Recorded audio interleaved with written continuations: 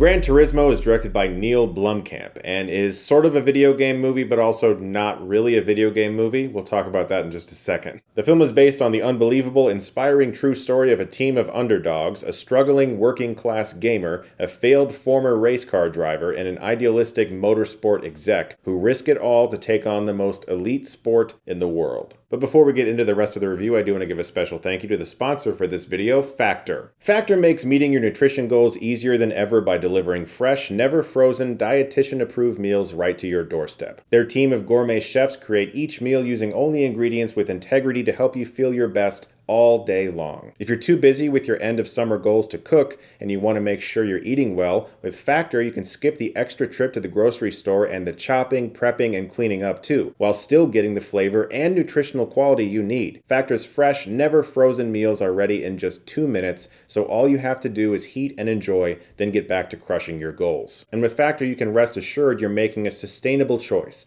They offset 100% of their delivery emissions, source 100% renewable electricity for production sites and offices, and feature sustainably sourced seafood in their meals. This August, get Factor and enjoy eating well without the hassle. Simply choose your meals and enjoy fresh, flavor-packed meals delivered to your door, ready in just 2 minutes with no prep and no mess. And Factor has tons of nutritious options that have kept my fridge well stocked, like smoothies and juices, perfect for easy snacking. And it's a great dinner solution whenever I'm on the run. It makes things very simple and fast. So head to factor75.com or click the link below and use the code Stuckmann50 to get 50% off your first Factor box. Thank you so much to Factor for sponsoring this video. So there was a real-life contest that actually pulled from the best Gran Turismo players in the world, resulting in one of them getting a chance to race for real. And the film is marketed heavily as a true story because it really does seem very difficult to believe.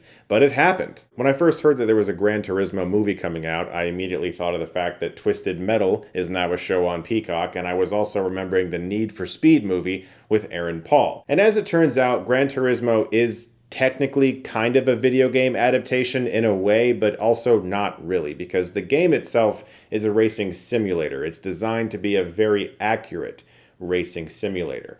Obviously, it worked for some people. And since this is a true story, it's really more of a biopic in a way. It's just centered around a video game that resulted in a very talented driver getting a shot at the big time. So it sort of operates in this really interesting gray area where you're not entirely sure if it's a video game movie or not, but it doesn't really matter because Neill Blomkamp, I think, has directed my favorite film he's made since District 9. And I'm very surprised to say that because the trailer did nothing for me. It looked pretty bland, to be honest, but the film is very, very riveting. And much of that is due to great acting. David Harbour is fantastic as the hardened, grizzled old coach that's just trying to get these players into shape, these young kids who don't know what they're doing. What is this world coming to? You know, that kind of guy.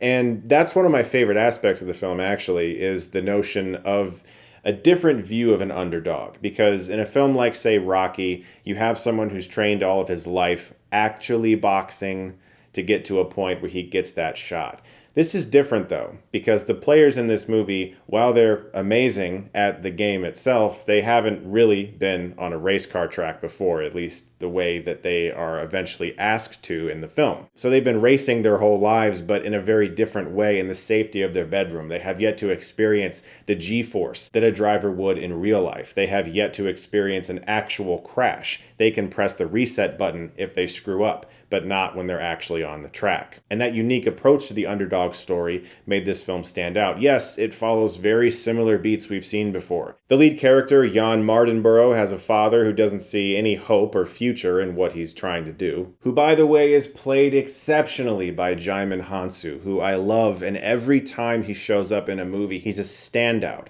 And he has one scene in this movie that brought me to tears, honestly. He was so fantastic in the film. It's a movie that follows the tropes of most underdog stories, and you can kind of predict where it's going, but I do think that there are some tropes and cliches and beats in films that are just always going to work.